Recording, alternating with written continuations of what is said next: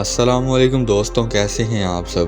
آج ہم ایک ایسے سفر کی بات کرنے والے ہیں جو نقشے پر دیکھیں تو شاید بہت آسان لگے، لیکن جب راستہ حقیقت میں شروع ہوگا تو کہانی کچھ اور ہی ہوگی۔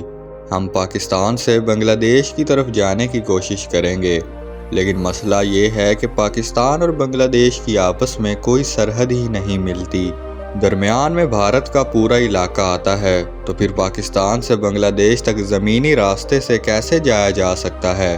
کہاں سے گزرنا ہوگا؟ کتنی لمبی مسافت ہوگی؟ راستے میں خراب سڑکیں، بڑے دریا، جنگلات اور مشکل علاقے کہاں آئیں گے؟ اور کیا ایک عام پاکستانی واقعی گاڑی لے کر یہ سفر کر سکتا ہے؟ آج ہم اسی پورے راستے کو نقشے سے نکال کر حقیقت کے قریب سمجھنے کی کوشش کریں گے۔ یہ سیدھا ایک ملک سے دوسرے ملک جانے والا سفر نہیں، بلکہ درمیان میں پورا ہندوستان عبور کرنے والا سفر ہے۔ سب سے پہلے نقشے پر پاکستان کو دیکھتے ہیں۔ پاکستان کے مشرق میں بھارت ہے، اور بھارت کے مشرقی حصے کے بعد بنگلہ دیش شروع ہوتا ہے۔ یعنی اگر آپ پاکستان سے بنگلہ دیش تک زمین کے راستے جانا چاہیں تو آپ کو پہلے پاکستان سے بھارت میں داخل ہونا ہوگا، پھر بھارت کے اندر ایک لمبا سفر طے کر کے بنگلہ دیش کی سرحد تک پہنچنا ہوگا۔ یہاں پہلی مشکل ہی سب سے بڑی ہے۔ پاکستان اور بھارت کے درمیان عام مسافر کے لیے زمینی سفر کوئی عام سڑک والا معاملہ نہیں۔ سرحد پر سخت نگرانی، اجازت نامے، ویزا اور دونوں ملکوں کے قوانین اپنی جگہ موجود ہیں۔ اسی لیے یہ ایسا سفر نہیں کہ آپ گاڑی میں بیٹھے سرحد پر پہنچے اور بس آگے نکل گئے۔ اگر ہم صرف راستے کو نقشے پر دیکھیں تو پاکستان سے نکلنے کے بعد بھارت کے مغربی حصے سے سفر شروع ہوگا، پھر آگے بڑھتے ہوئے شمالی یا مرکزی ہندوستان کے مختلف علاقوں سے گزرنا پڑے گا، اور آخرکار مشرقی ہندوستان کی طرف پہنچنا ہوگا جہاں بنگلہ دیش کی سرحد شروع ہوتی ہے۔ یعنی کاغذ پر لکیر کھینچنا آسان ہے، لیکن زمین پر یہی لکیر ایک لمبا سفر بن جاتی ہے، اور جیسے جیسے ہم بنگلہ دیش کے قریب پہنچتے ہیں منظر بھی بدلنا شروع ہو جاتا ہے۔ ہم ایسے خطے کی طرف جا رہے ہوتے ہیں جہاں پانی ہر طرف نظر آتا ہے۔ بنگلہ دیش کو دنیا کے سب سے زیادہ دریاؤں والے ممالک میں شمار کیا جاتا ہے۔ یہاں گنگا، برہم پتر اور میگنا جیسے بڑے دریائی نظام مل کر ایک بہت بڑا ڈیلٹا بناتے ہیں۔ اسی وجہ سے یہاں کئی جگہوں پر دریا صرف پانی کی ایک لکیر نہیں بلکہ لوگوں کی روزمرہ زندگی کا حصہ ہے۔ گرمیوں میں اس پانی کی اہمیت اور بھی محسوس ہوتی ہے۔ گرم موسم میں لوگ ٹھنڈے پانی، مشروبات اور دریا کے کناروں کی طرف زیادہ جاتے ہیں۔ کئی علاقوں میں کشتی بھی آمد و رفت کا ذریعہ ہے، کیونکہ جہاں سڑک ختم ہوتی ہے وہاں پانی کا راستہ شروع ہو جاتا ہے، اور یہی وہ مقام ہے جہاں ہمارا سفر مزید دلچسپ ہو جاتا ہے۔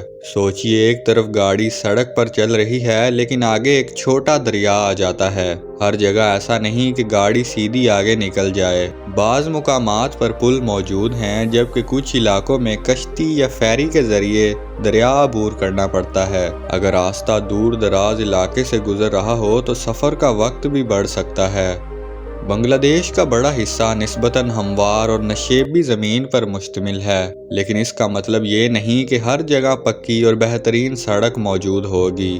بڑے شہروں کے درمیان اچھی سڑکیں مل سکتی ہیں، جبکہ دور دراز علاقوں میں چھوٹی سڑکیں، دیہاتی راستے اور پانی سے متاثر ہونے والے علاقے بھی سامنے آ سکتے ہیں۔ خاص طور پر بارشوں کے موسم میں یہی پانی مسئلہ بھی بن جاتا ہے۔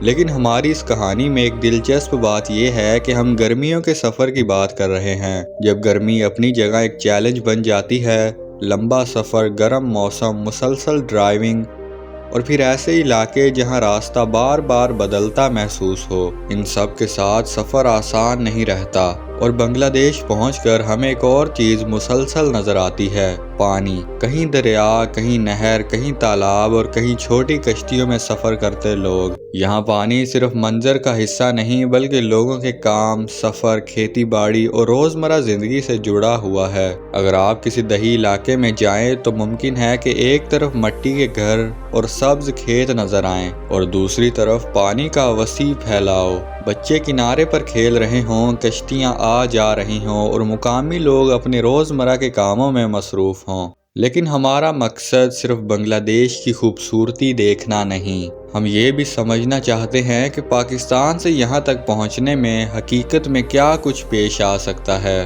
کیونکہ راستے میں صرف فاصلے کا مسئلہ نہیں، سرحدی قوانین، کاغذات، راستے کی تبدیلی، ٹریفک، بڑے شہروں کا رش، دریا اور مختلف علاقوں کی سڑکیں سب اپنا اپنا وقت لیتے ہیں۔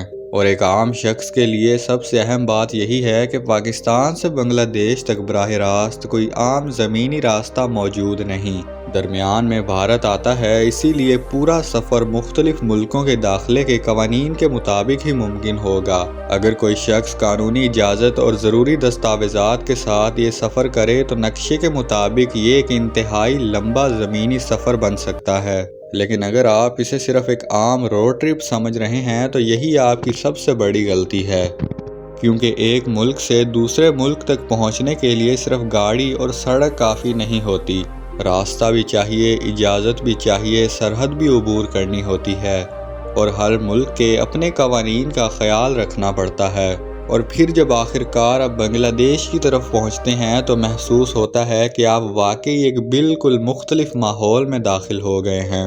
یہاں سبزہ زیادہ ہے، پانی زیادہ ہے، دریا زیادہ ہیں، اور کئی علاقوں میں زندگی کا انداز بھی پانی کے ساتھ جڑا ہوا ہے۔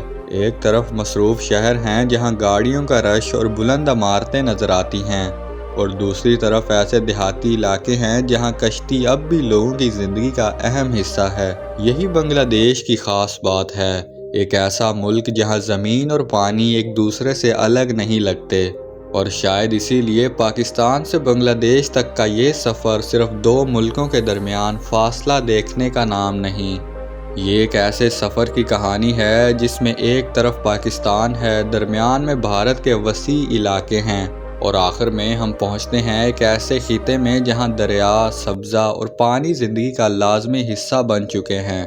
تو دوستو، آج ہم نے پاکستان سے بنگلہ دیش تک زمینی سفر کا راستہ، درمیان میں آنے والے ملک، سرحدی مشکلات، سڑکوں، دریاؤں اور بنگلہ دیش کی پانی سے جڑی زندگی کو قریب سے سمجھنے کی کوشش کی۔ اگر آپ کو ایسی ہی حقیقی، دلچسپ اور حیران کرنے والی سفری معلومات پسند ہیں تو ہمارے چینل زمین کی سیر کو لازمی سبسکرائب کریں۔ اگلی ویڈیو میں دنیا کے ایک اور دلچسپ سفر کے ساتھ دوبارہ ملاقات ہوگی۔ تب تک اپنا خیال رکھیں۔ اللہ حافظ۔